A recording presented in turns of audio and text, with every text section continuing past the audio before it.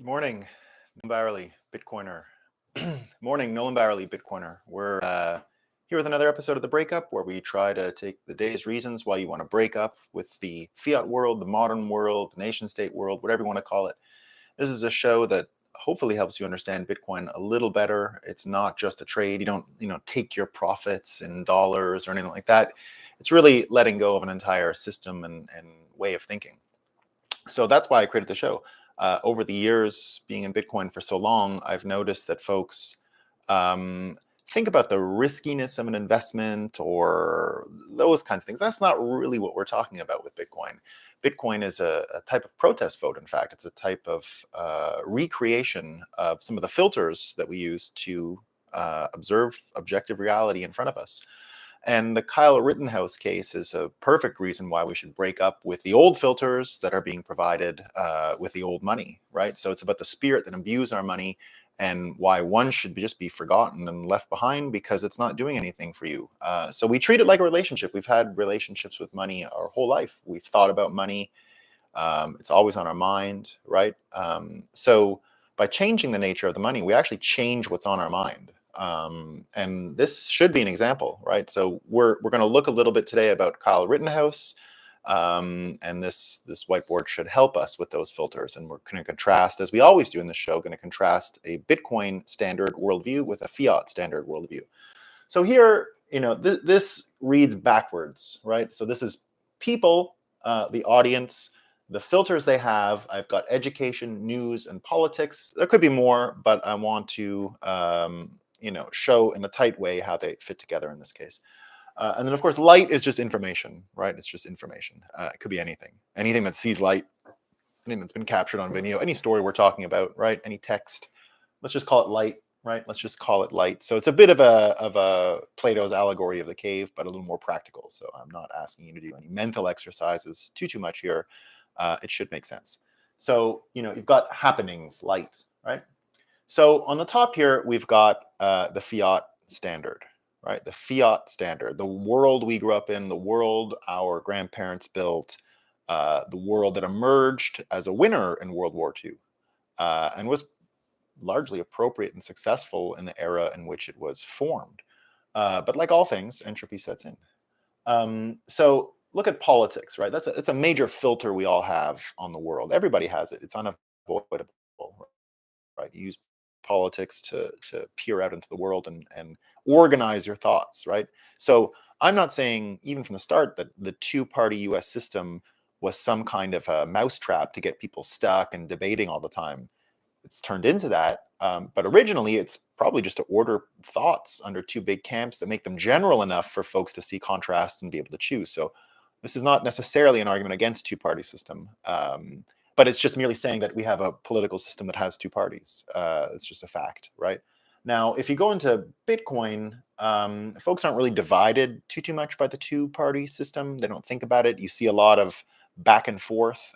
You see folks who might have been, anti-Trump, but are just as anti-Democrat today. So, and then of course it's global, right? So it doesn't fall into the U.S.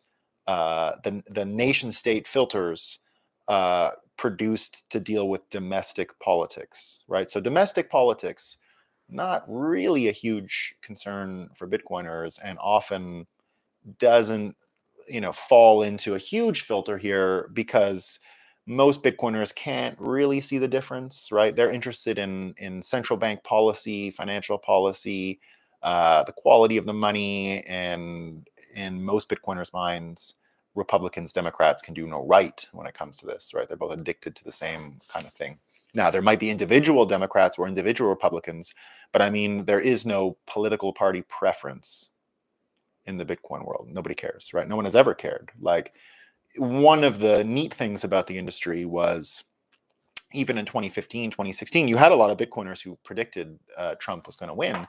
That was fairly common in the Bitcoin community, actually. And no one was sort of ostracized for those thoughts, and everyone had to sort of deal with it, right? It was unlike a lot of other industries where I'd say in Bitcoin, you could continue to blab about politics and have very nuanced point of views and have no trouble going forward. So an interesting quality of Bitcoin that already manifested itself in the very early days.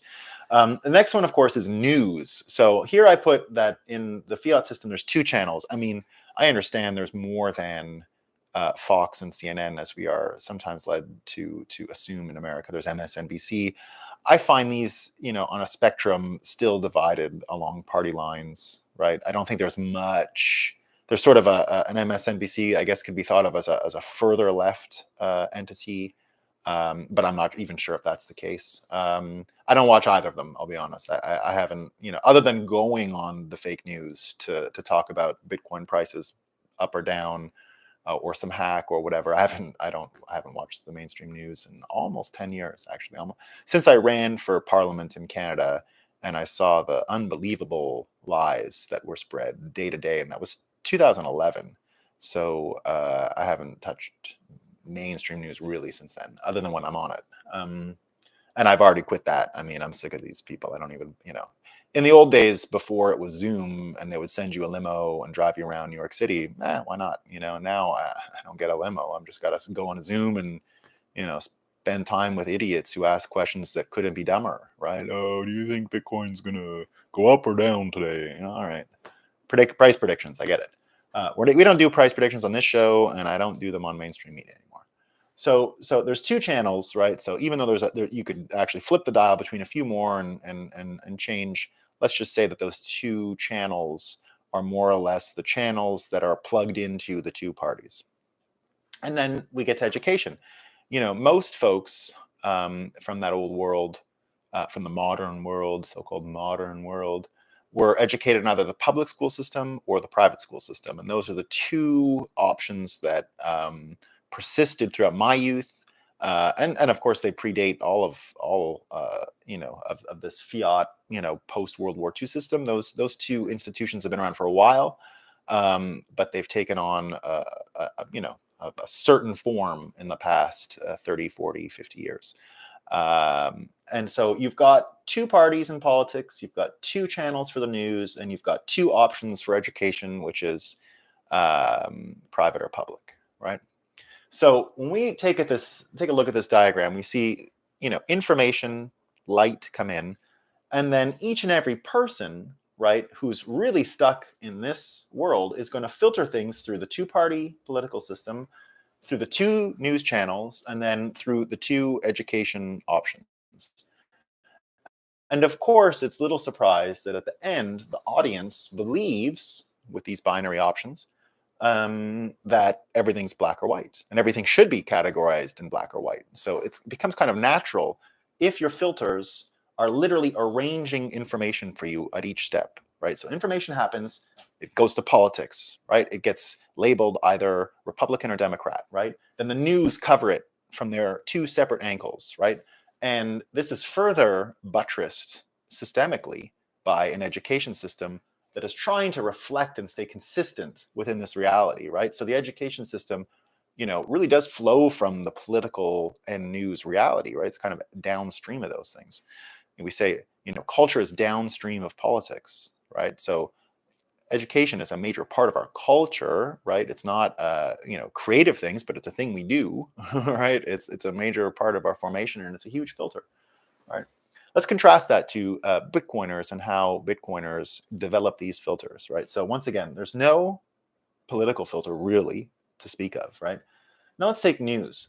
Bitcoiners were the first to abandon financial news as propaganda, that's for sure. You can take everything that happened in the past few days as another great example. You see this, I tweeted, everyone's talking about it, The Economist, supposed important magazine. I used to have a subscription. Can you believe that? Like 10 years ago, more than 10 years when I was running in politics, I had a subscription to The Economist. What's it say in The Economist this week? What's so great? Obviously I already quit it in 2011. At the time, I already thought it was absurd. But I did not renew that subscription years ago, thankfully. So you've got this magazine that is, supposedly a leading magazine for, people who follow global finance or whatever. And what you end up having is, they published it yesterday. It's a big joke right now. Oh, what a surprise. We had inflation. What a surprise. No one saw it coming. I mean, literally every armchair investor in Bitcoin, anyone who's been around, bought it for that reason, right? Because they saw inflation coming. They wouldn't have done it otherwise, right? There's just no way they'd have done it. Every one of these people made the case to buy Bitcoin. Sorry, I think kids were coming downstairs. Every single one of these people made the case to buy Bitcoin because they, the new sort of converts. Sweetie, go upstairs. I'm just talking on camera. Please go upstairs, sweetie.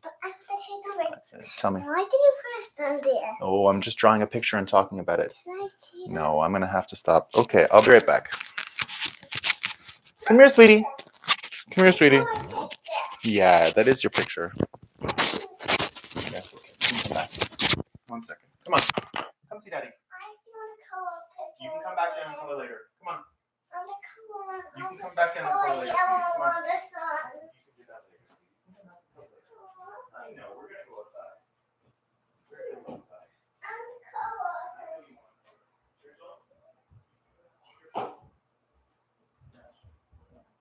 I know, I'm going to come and see you, sweetie. I'm I'm going to be right back, Snicker.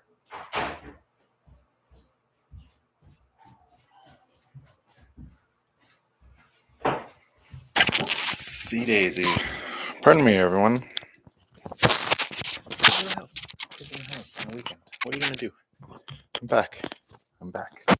Okay, so we've got the news station. So I think that's where I was. So, Bitcoiners long ago with The Economist and, most mainstream news, everything they wrote on Bitcoin was so cringe from the beginning, right? Anyone who was studying Bitcoin in 2013, 2014 knew immediately that, and this comes back to the Gelman amnesia effect, right? So most Bitcoiners experienced the Gelman amnesia effect very early.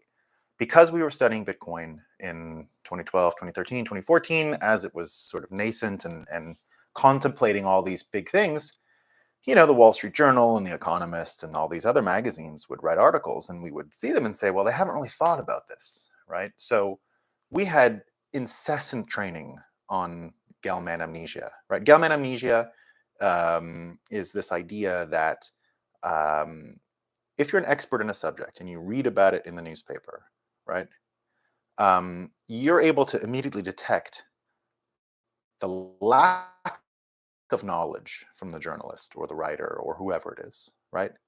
The amnesia part is, as the expert, when you turn the page to another unrelated story, say it's about Israel, say it's about nuclear energy, and you're not an expert, right? So you were an expert in the one you read about. Look at those idiots. You turn the page. Oh, wow, I didn't know that. Great story. I found out something new.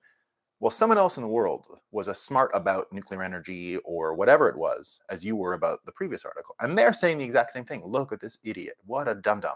How could they have written that, right? So Bitcoiners had incessant training in the Gelman amnesia effect. And even the name Gelman amnesia, I just want to mention it because it's hilarious. Michael Crichton, who is a hero of mine, the world would be a different place if that man didn't die. The simulation took him from us, right? He's just a fantastic human being.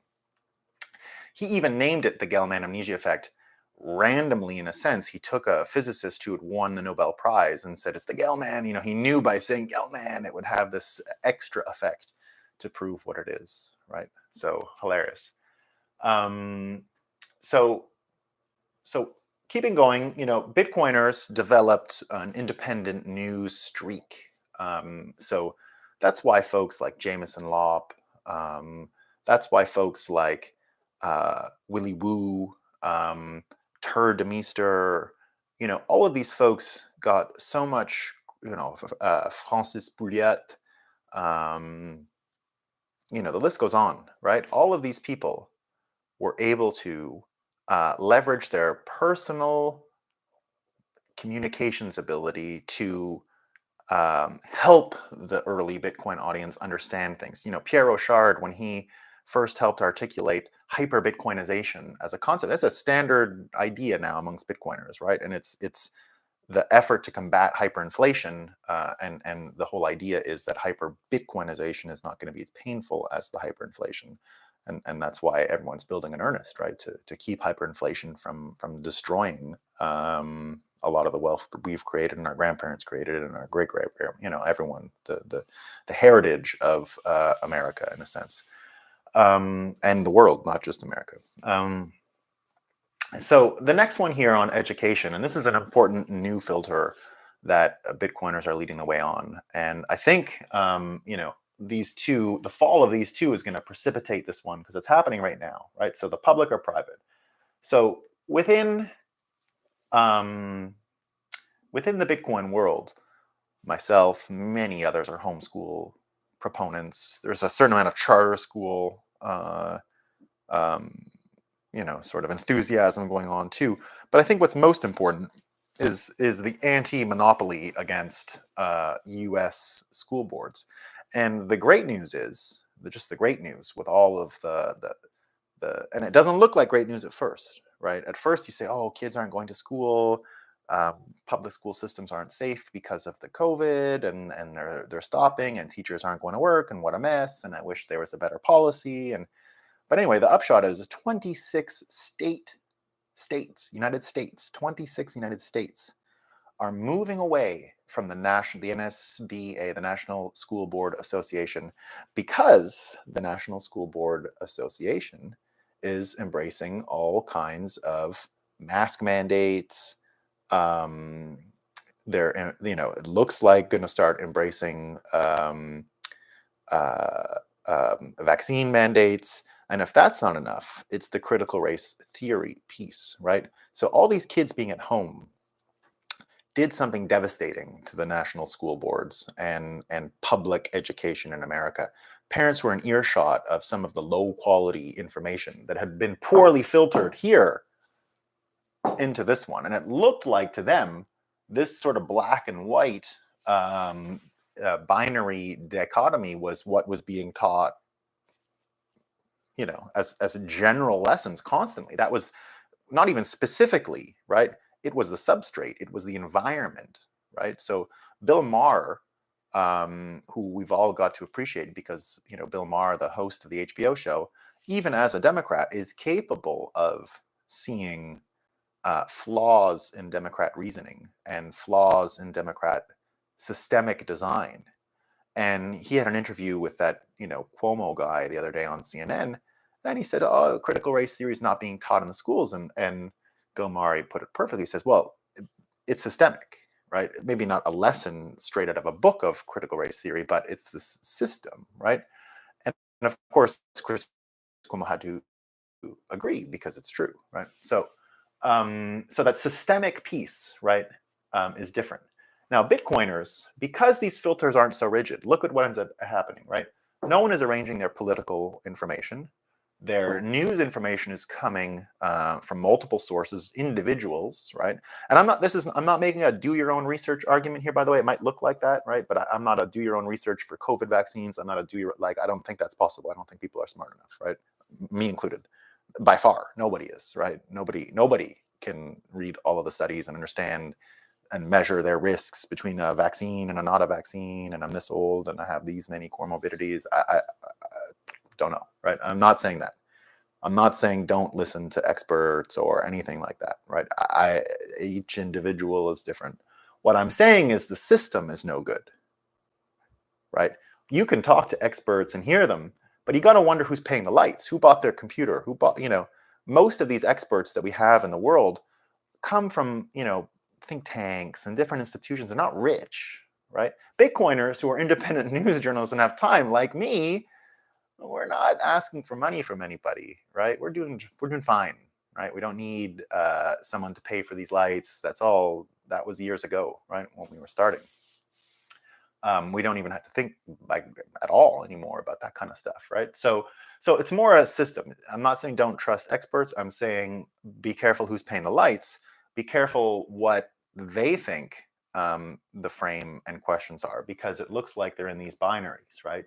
The US dollar has promoted these binaries as a systemic answer, right? Probably worked years ago. Looks like it worked years ago. We have individually we're living better than we ever have in the history of the world, and something must be said positive about the world that was able to create that, right? What I'm saying is that good nature is spent. These filters have become rigid, and light doesn't pass through, right? The amount of light and information that passes through to the individual in this Bitcoin standard is much, much more. And it's not arranged in binaries, right? No politics, independent news, non-standard education, right? Non-standard education. What you end up getting is, rainbow. You don't know who you get. It's not going to be black or white. You have multiplicity of views. And in the end, you get folks like Hotep Jesus, right? Hotep Jesus, who brings up a tremendous point at the end of all of this Rittenhouse and all of this stuff, right? Hotep Jesus says, why are we not hearing about the Ghislaine Maxwell and Epstein case? Why isn't that one televised, right? And you got to mention it. It's 2021. I hate having to mention Hotep Jesus is a black guy, right? He's black, and he's asking an important question. Why did I see so many images of a ostensibly race infused court case versus the other one, which is about human trafficking, a disgusting and huge problem. There's a racial component, but I wouldn't say human trafficking needs to be viewed through the race component, although you can. I think it needs to be viewed through the, humans aren't slaves frame, and I don't really care what skin color we're dealing with here. I don't want anyone being trafficked and sold. This is not the world I'm trying to build, that's for sure. So here we have it. Filters, right? Some are supported by this money. In this system here, these filters are just simply not supported by the money, and therefore aren't there. And therefore the light and information passes much more freely to the individual, right? So that's the Rittenhouse Bitcoin reason to break up with the fiat world today, right? Remember, it's not about trading dollars for Bitcoin. It's about trading a mindset, and it's about letting go and forgetting and breaking up with the relationship you had with a type of money that's been with you your whole life, but now is doing more to blind you and your friends and divide you into a binary system than this beautiful money here is. So that's our episode for today. See you tomorrow, guys. Didn't make it across the border yet, but will shortly. No more testing, so that's good. Bye, everyone.